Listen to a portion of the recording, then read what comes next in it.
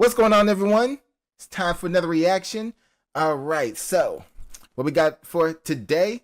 We're about to get some casual Geographic. All right, this next one is why it sucks to be Earth's oldest genius.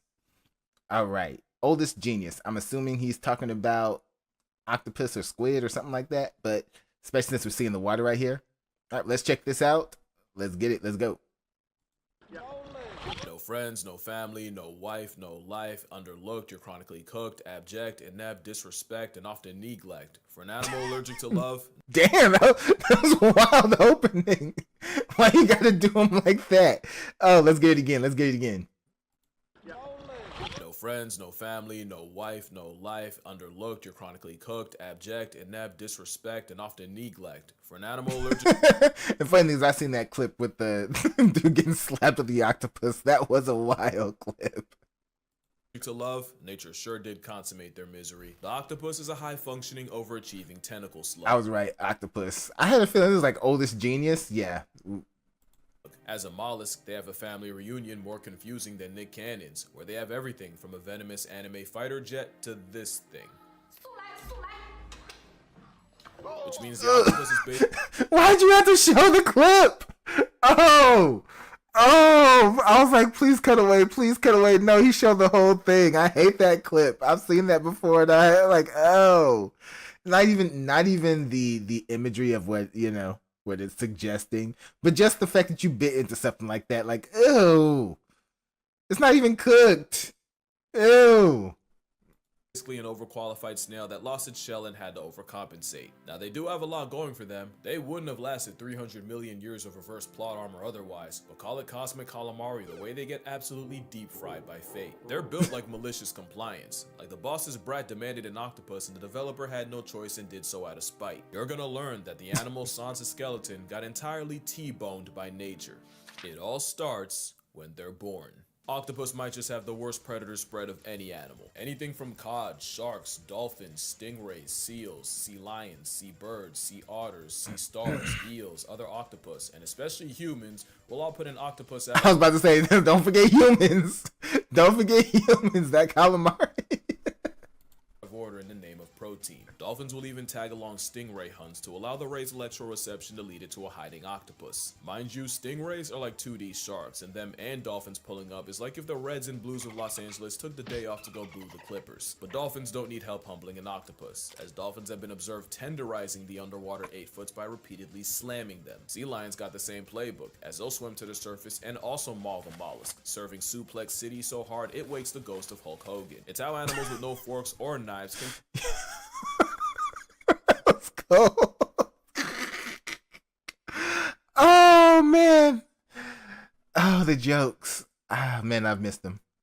Tear it into bite-sized chunks. But it also means octopus might as well be born with a shape before use label. But on the surface, it can look like an interspecies drive-by. Those are far from the only things that violate octopi. Sea otters are like waterproof wolverines that'll rip into octopus like candy. In some spots, they get targeted by the scissor jaws of the bobbit worm. A worm literally named after a woman who demembered her husband with a knife. Wait. I actually paused. I was like, the bobbit worm? I was like, wait. I'm sorry. We shouldn't be allowing this. We shouldn't be naming animals after these psychopaths. I'm sorry. No. What's going on here? Why are we doing this? That means that thing was discovered after the whole Lorena Bobbitt situation. Like, wait, huh? Who thought of that? What sick person was like, you know what I'm gonna call this one? You know what I'm gonna call this one? People are weird. Moray eel are a common octopus, and they even have remembered her husband with a knife. Moray eel are a common octopus, and they even have a second set of jaws in its throat to keep struggling prey in its custody, which seems like a suspiciously specific middle finger to a certain boneless entree. Even for real, like did evolution give them that just so they can mess up? Like, you don't see too many fish that's gonna get away like that and everything, so you don't need that for too many other creatures. I can only think of one that you would need that for. things that seem like an easy lick can game over an octopus. In real life, Squidward would have had Mr. Krabs meeting Miss Puff's husband first chance he got. Crabs are like the potato chips of nature, and one-on-one, an octopus isn't losing that matchup unless they happen to get cheap shot by forces beyond them. But that's for one crab. An army can easily overwhelm and eviscerate the octopus, who manages to suffer from crabs while only being screwed by Like, yeah, something about money. Oh, this video's cracking me up. I'm in tears. They have a similar issue of getting jumped by leather jackets. And I don't mean a bite gang, I mean literal fish eating it alive. Some octopus will try their luck against an unassuming shrimp until they get served an appetite suppressant in the form of a bullet fist. It's so bad, it's confirmed octopus have night terrors about being eaten, with some filmed going from deep sleep to suddenly thrashing and inking themselves. And if PTSD ain't bad enough... Wait, we've observed animal PTSD? Yo! So afraid of getting eaten by literally everything. So we are having nightmares and inking themselves. Why is this so funny to me? There's something wrong with me, I know. I gotta hear that again. Luck against an unassuming shrimp until they get served an appetite suppressant in the form of a bullet fist. It's so bad, it's confirmed octopus have night terrors about being eaten, with some filmed going from deep sleep to suddenly thrashing and inking themselves. And if PTSD ain't bad enough, octopus can OD on that same ink. I was not kidding about malicious design. Imagine your biggest hater being your own creator, because the octopus seems to be at war with its own anatomy. Let's count the ways. Octopus will use ink as a smokescreen to escape, but if they can escape their own bomb, they'll suffocate and meet Nemo's mom. Self-toxic ink is just what they have a toxin that they themselves are weak to? Oh man. I didn't know octopus were ghost type. That's wild. Where it starts. Octopus got no bones, no armor, no nails, just a massive chewy gelatinous protein.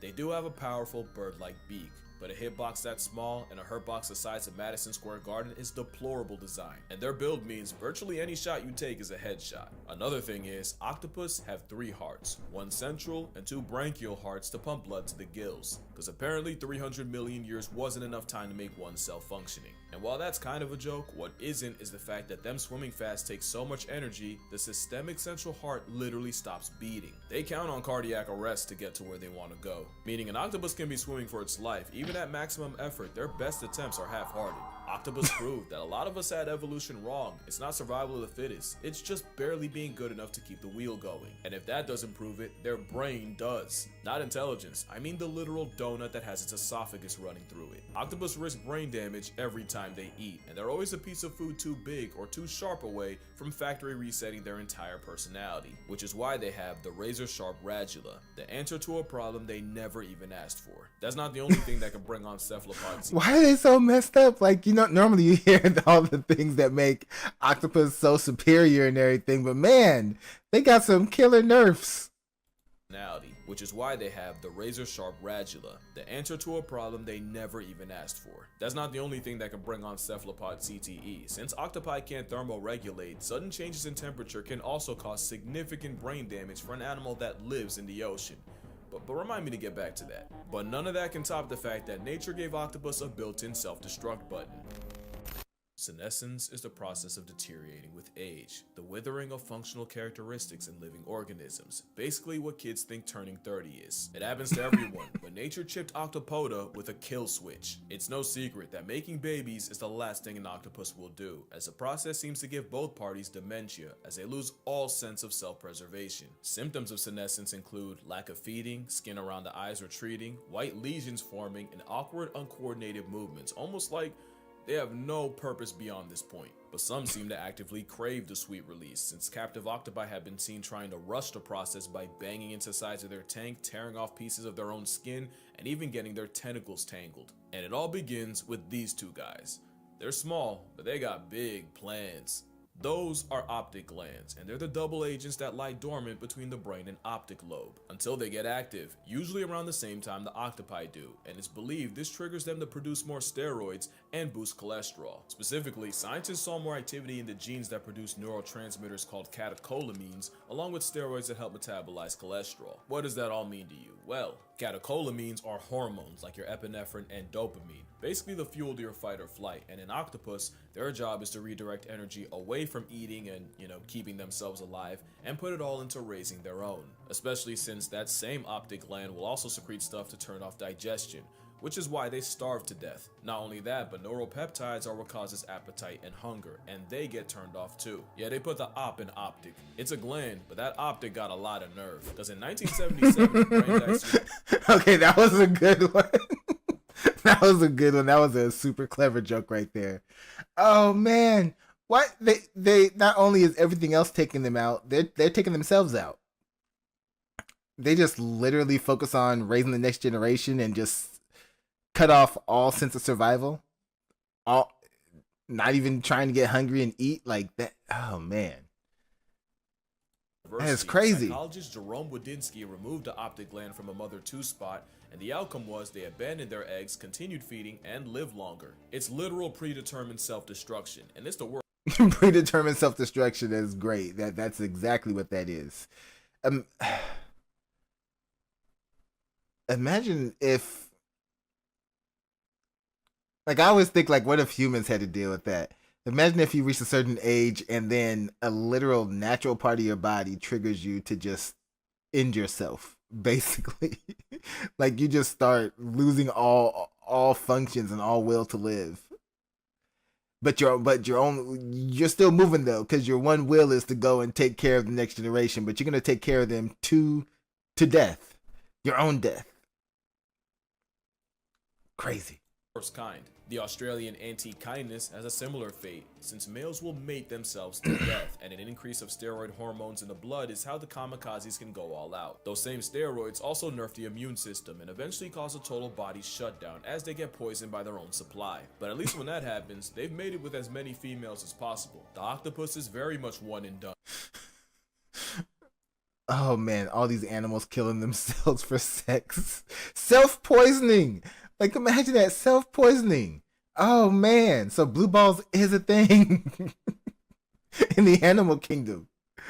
And that's why it's survival of just being good enough. You can end up lobotomized by your own dental. As long as it happens after you breed, that's strictly a you problem. And evolution can't save you from one of the most toxic relationships underwater as long as it ends with children. Yes, worse than the anglerfish. First of all, they barely tolerate each other. Lady Octopus will respond to male harassment by chucking shells like it's Mario Kart. Just when the male thinks he's in the lead, there's a blue shell for his blue balls. It doesn't get much better if Squidward succeeds, since many males are dwarfed by their mates and run the very real risk of being cannibalized, leading to some very questionable mating methods. The blue-lined octopus will inject. So another animal that cannibalizes.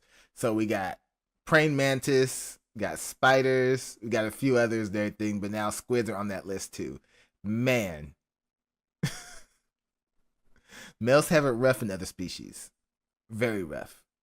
Inject his mate with a venom while on top, a venom called tetrodotoxin, arguably the most potent neurotoxin out there. It obviously doesn't kill her, but it does make the female angry enough to yeet the male off her back once she's functional again. That's why male octopus have a venom gland 3 times the size of a female's, because ducks have a coital curly fry to force the issue, while the octopus clearly listens to Rick Ross. There is a catch.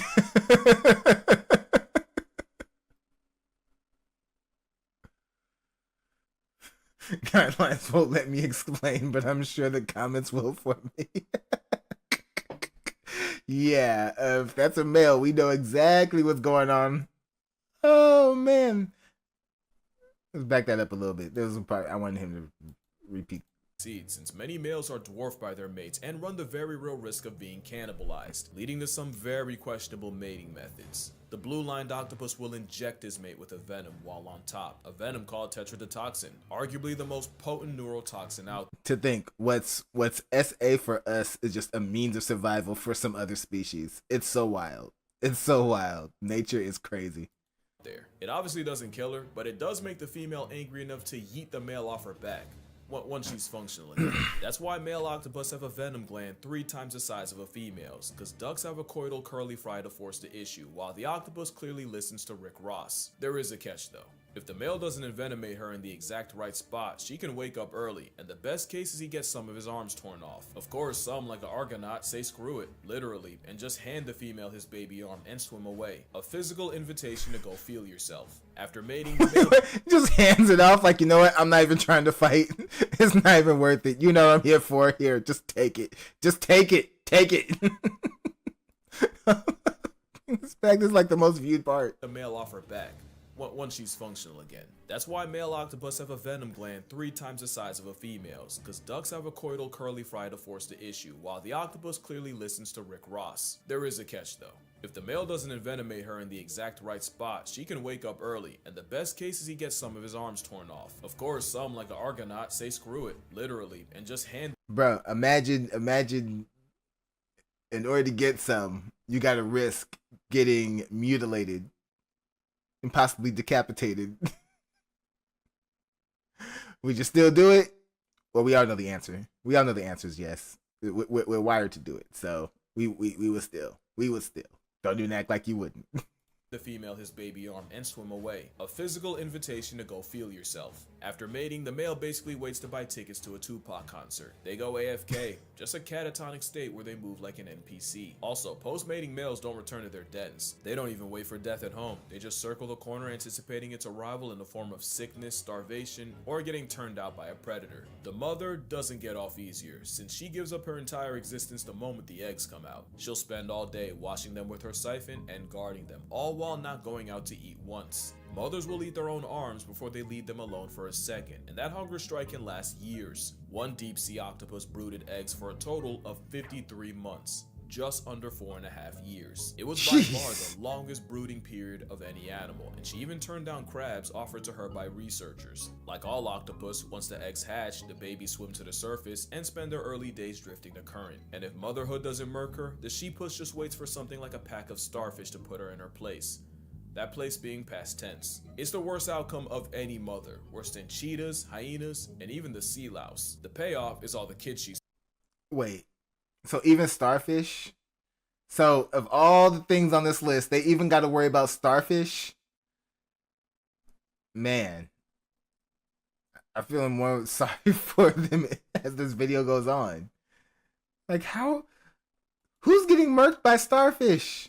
Well, actually, they're not taking them out. They're waiting until they go, then dragging them off. But still, you are literally a meal for everything and everyone. That's crazy. Researchers. Like all octopus, once the eggs hatch, the babies swim to the surface and spend their early days drifting the current. And if motherhood doesn't murk her, the she-puss just waits for something like a pack of starfish to put her in her place. That place being past tense. It's the worst outcome of any mother, worse than cheetahs, hyenas, and even the sea louse. The payoff is all the kids she spawns. The giant Pacific octopus can have over 100,000 eggs, and some like the cyanea can exceed 500,000. With all these sentient grains of rice, about 1 or 2 will live long enough to repeat the cycle. Because as far as evolution's concerned, that's enough. From egg to adult, the octopus's short life isn't a total show, it's a septic symphony. And the biggest insult is the wasted potential. The octopus got straight up cheated. Almost like someone knew there were a few changes from an obnoxiously overqualified sigma slug seriously bending the natural order. Octopus don't have hands, but they do have arms, and they'll throw them, with reports of octopus suffocating threats like dolphins and sharks. Specifically, an octopus was caught shoving its arms down the gills of a pajama shark, nearly putting it to bed permanently. And speaking of sharks, that matchup isn't as one-sided as you think.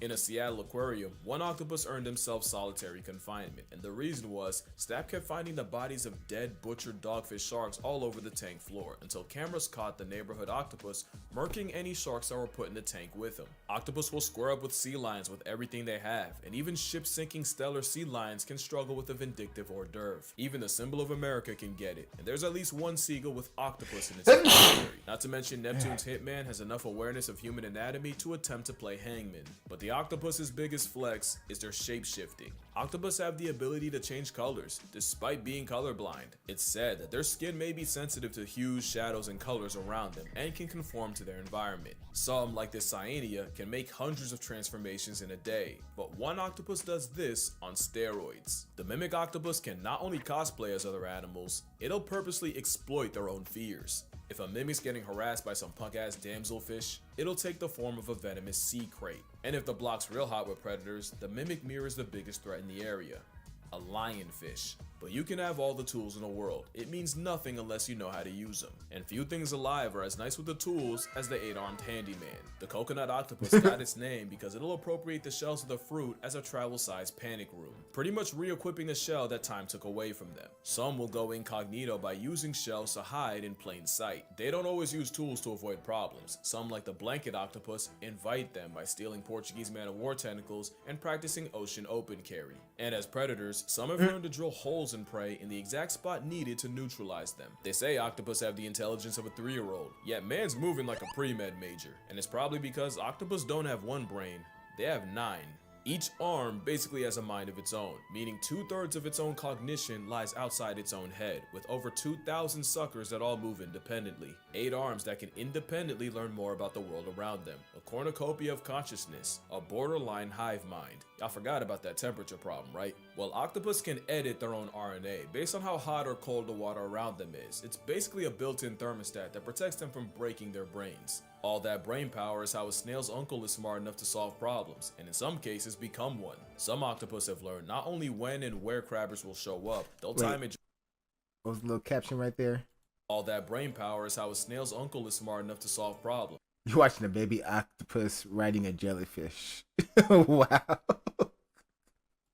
And in some cases become one. Some octopus have learned not only when and where crabbers will show up, they'll time it just right to where they'll swipe the crab from the trap, disrespect Steve, his name's Steve's, entire livelihood, and vanish, leaving behind corpses. Octopus can also tell people apart, and sometimes they'll end up having beef with one in particular, and will squirt them and only them. Some don't even stop at people. Otto the octopus decided he didn't like an overhead light, so he climbed to the edge of his tank and shot water at it, causing the entire aquarium electrical system to go out, and he did this night after night, repeatedly, until folks caught on. So why am I telling you how smart a Second Amendment slug is?